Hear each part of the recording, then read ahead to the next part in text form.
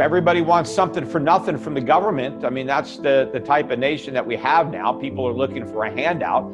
People think they're entitled to stuff simply because they exist. The only thing you have a right to is your freedom. You have a right to be left alone so you can pursue all the things that you want. You can pursue property, you can pursue happiness, but you don't have a right to any of those things because you don't have a right to take things away from other people. The economic problem is not COVID-19. It's not even the shutdowns and the quarantines or the social distancing.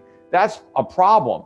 But the bigger problem is not COVID-19. That COVID-19 is the pin, maybe. What's really the problem is the bubble that the pin helped prick. And in fact, I think the air was coming out of the bubble anyway. And so what happened was COVID just put a gaping hole into a bubble that was already leaking air. And so now the air has come gushing out. But I think that the financial collapse that I had been warning about for a decade is now much closer because of COVID-19. But because we succeeded in kicking the can down the road for a decade, the crisis is now going to be much bigger than the one that I contemplated back then. I think the dollar's demise is going to be far greater. I think the probability of actual hyperinflation is higher now than it was then. So I think the stakes are higher. I think ultimately the profits that people will make betting against the dollar, betting on gold-related equities, and basically avoiding U.S. assets, I think the profits are going to be a lot bigger now as well, because it's a bigger bubble. A lot more air is going to come out. That means a lot more gain who are properly positioned. Well, people seem to be under the impression that governments just have this pile of money and that normally they're kind of stingy with it and they don't want to share it with the people. But then when there's a crisis, there's an emergency, all of a sudden they become more generous with this money and they just dole it out. And oh, this is great. The government's going to help us. Now we're going to get all this extra money. And that's going to replace the money I'm no longer earning because I'm not working, I'm not productive, but it's okay. The government's just going to share this windfall with me. And this is all a bunch of nonsense. The government doesn't have anything, right? The government doesn't produce. They're not providing goods and services. All they do is print money, right? The central banks create money. And what money does, when you're talking about fiat money, right? Currency that's backed by nothing, just currency that central banks literally conjure out of thin air, right? That money in and of itself has no value. What happens is the people that have that money can use it to buy the goods and services that the market is providing.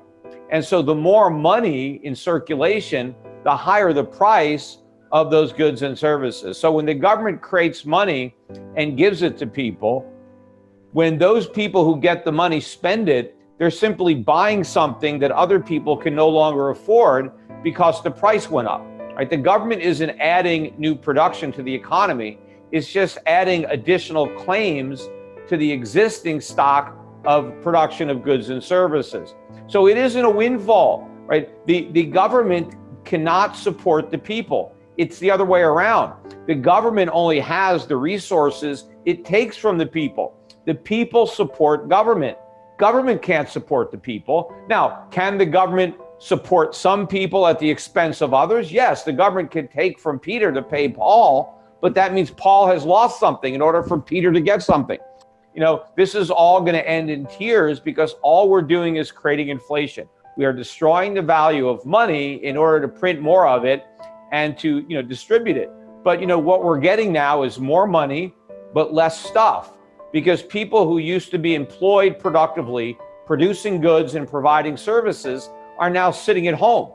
And instead of getting paid for their contribution by their employer, they're just getting money for nothing from the government. They're putting nothing in, but they're getting checks to take something out. And so we're all going to be trying to bid for a diminished supply of goods and services with newly created money. And it's just inflation. But the problem is going to be greatest in the United States because we are printing more than anybody else. And I think that the dollar is going to lose its status as the reserve currency. We're going to have a dollar crisis, and the dollar is going to lose a tremendous percentage of its value, much more so than other fiat currencies, and it's going to mean a complete collapse in the American standard of living. Well, first of all, it's the tip of the iceberg, because that is only the Treasury debt that's outstanding. So that's bonded, funded debt, where the government has borrowed money and issued a formal IOU in the form of a Treasury security. But those are not the only debts that the U.S. government is obligated to repay, right? If you look at all of the debt that we're on the hook for, right, the unfunded liabilities, and then if you look at a lot of debt that the U.S. government has guaranteed, there you're talking about like $150 trillion. So you're talking about a number that is more than 5 times greater than the official national debt that we're talking about when you're talking about this $26 trillion. But to put that 26 trillion in perspective, that's about 8 years of the current tax revenue, right? That's 8 years of taxation to repay that debt, which obviously shows you that the debt is completely unrepayable. There's no way to do that, because that's 8 years of tax revenue where the government spends nothing on anything else, which is impossible. The government can't spend zero in order to repay its debt. If you look at it as a percentage of GDP, right now we're at about 120% of GDP, the size of that debt. But of course, American taxpayers are also on the hook for the debts of the state and local governments. So when you add on those debts, I think the total claim on GDP by government on all levels is more like, I think, about 140%, but it's escalating quickly. In fact, right now, the US government is borrowing more money than it raises in taxes. I think almost 52 cents of every federal dollar spent has been borrowed. I mean, think about that for a minute. This is how the US government is running itself, not on taxation, but on debt. And of course, the Federal Reserve is buying probably all of that debt. So the government is already running itself with a printing press rather than through legitimate taxation. The only reason that we appear solvent is because the average cost to fund the national debt, the interest is 1.5%.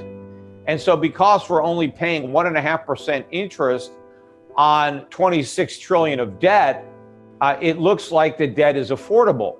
But if interest rates were to ever normalize, I mean, forget about interest rates being high. Remember in 1980, they went to 20%. But, you know, even if they went to 5% today, you know, you would be looking at spending more in interest than we do in Social Security. In fact, we'd be spending more on interest than Medicare. It'd be the biggest line item in the budget. And in fact, if interest rates went to about 5%, about 40% of every tax dollar